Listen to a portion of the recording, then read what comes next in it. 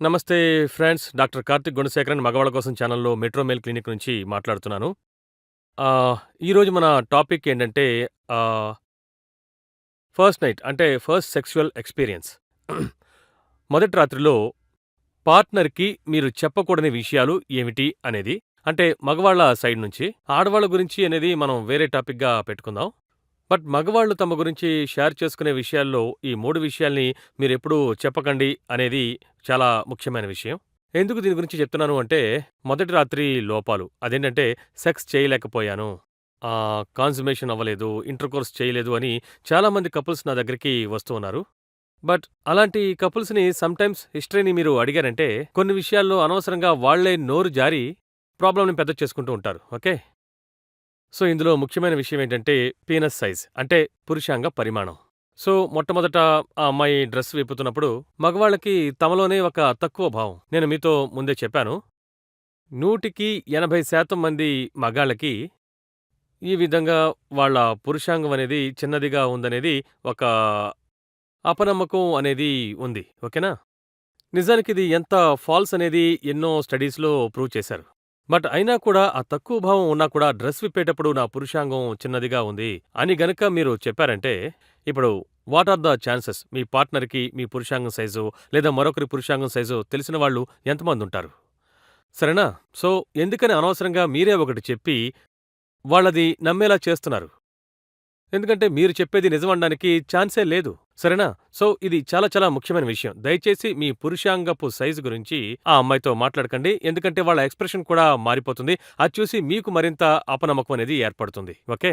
రెండవది, నాకు erection issue ఉండొచ్చు, ఉందని అనుకుంటున్నాను. ఇలాంటివి దయచేసి చెప్పకండి. ఎందుకంటే సైకలాజికల్ రీజన్ వల్ల ఎరెక్షన్ ఇష్యూ అనేది చాలామంది మగాళ్ళకి రావచ్చు. ఫస్ట్ నైట్ రోజు మీరు బాగా టైర్డ్‌గా ఉండుంటారు. వెడ్డింగ్ ప్రిపరేషన్‌కి అటు ఇటు తిరుగుంటారు. చాలా రోజులు నిద్రపోకుండా ఉండుంటారు. వెడ్డింగ్‌లో చాలా ఎగ్జాస్టెడ్‌గా ఉండుంటారు. టైర్డ్ అయ్యుంటారు. దానివల్ల కూడా ఎరెక్షన్ అవ్వదు. బట్ మీకు ఎరెక్షన్ ప్రాబ్లమ్ ఉందని మీరు తెలియక ఆ అమ్మాయితో గనక చెప్పారంటే, ఆ నైట్ మీరు పెర్ఫార్మ్ చేయలేకపోతే ఆమె ఏమనుకుంటుంది? ఓహో! నిజంగానే ఈయనకి ఎరెక్షన్ ప్రాబ్లమ్ ఉంది. పెళ్ళికి ముందే ఇదుంది. ఈ విషయం నాకు చెప్పకుండా దాచేశారు అని అనుకుంటుంది. సరేనా? యూజువల్‌గా అయితే లైక్ ఐ మీన్ లైక్ రిలేషన్‌షిప్‌లో ఉన్నవాళ్ళు, లవ్ చేసుకున్నవాళ్ళు వీళ్ళకి ముందే తెలిసుంటుంది. ఎందుకంటే there is a chance that మీరు ముందే ఎంగేజ్ అయ్యుండొచ్చు. బట్ కొత్తగా ఈ విధంగా ఒక ఫిజికల్ టచ్ కూడా లేకుండా వచ్చే టైంలో దయచేసి ఇలా నోరు జారకండి. మూడవది చాలా ముఖ్యమైన విషయం. ప్రీవియస్ సెక్షువల్ ఎక్స్‌పీరియన్స్ గురించి ఆ రోజు మాత్రం మాట్లాడకండి. నేనిదిగో కరెక్ట్‌గా ఆమెని టచ్ చేసే టైంలో నేనిది ఇంతకు ముందే చేశాను. దీన్నిదిగో ఇలా చేయాలి, అదేమో అలా చేయాలని మొదలుపెట్టకండి. ఎందుకంటే ఇది భయంకరమైన టర్న్ ఆఫ్. ఒకటి, మీరు గనక మీ పాస్ట్ ఎక్స్‌పీరియన్స్‌ని చెప్పాలనుకుంటే మీరు ఏ టైంలో అయినా సరే దాని గురించి మాట్లాడొచ్చు. You can talk. మీరు రిలాక్స్‌డ్‌గా ఆమెతో కలిసి బయటికి వెళ్తున్నప్పుడో, పడుకున్నప్పుడో, కలిసి అలా కథలు చెప్తున్నప్పుడో లైక్ మేబీ మీరు మనసు విప్పి షేర్ చేసుకోవాలనుకుంటే that's a completely different thing. But not on your మొదటి సెక్సువల్ ఎక్స్‌పీరియన్స్‌లో దయచేసి ఇలాంటి విషయాల్ని మాట్లాడకండి. ఎందుకంటే మీరు ఇష్టపడతారా? మీ పార్ట్నర్ ముందే వేరొకరితో సెక్స్ చేశాను అని చెప్తే అప్పుడు మీ మనసుకి ఎలా ఉంటుంది? ఆ టైంలో మీరు ఎలా ఫీల్ అవుతారు?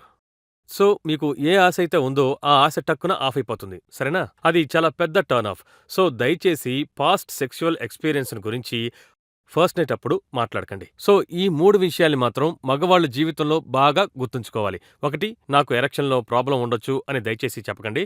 పురుషాంగం సైజ్ చిన్నది అని చెప్పకండి. మూడోది, నేను ఆల్రెడీ సెక్స్ చేశాను, నాకు అది తెలుసు, ఇది తెలుసు అని కూడా మాట్లాడకండి. సో, ఈ 3 విషయాలనేవి చాలా చాలా ఇంపార్టెంట్. ఈ వీడియో మీకు చాలా యూజ్‌ఫుల్‌గా ఉంటుందనుకుంటున్నాను. వేరే ఏదైనా క్వెషన్స్ ఉంటే రాయండి. Be safe. వ్యాక్సిన్ వేసుకోండి.